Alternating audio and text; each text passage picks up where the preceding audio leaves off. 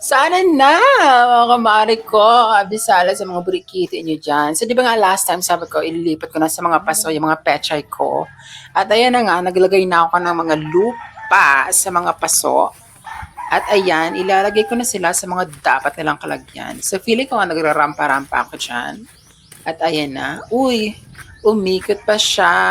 So, dyan ko nga siya may ilalagay, mi. So, nakahilera lang sila dyan. So, dyan may init. At ayan na, mi. So, ililipat ko na sila ng paisa-isa. Yung mga pechay ko, ingatan mo yan. Napaka-delicate niya ng pechay ko. So, ayan na nga, mi. Ililipat ko siya ng paisa-isa. Sa isang piraso, isang paso.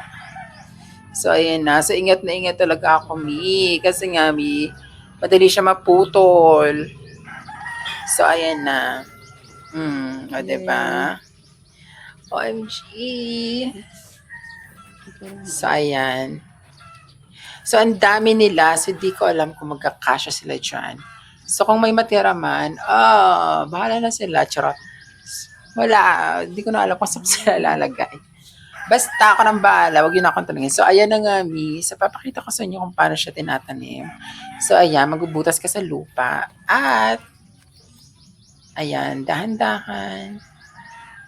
So, ayan na. So, andun na nga ako sa last two paso.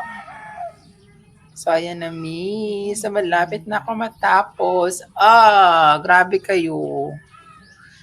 Sobra kayong lahat. Itigil nyo yan. Bitaw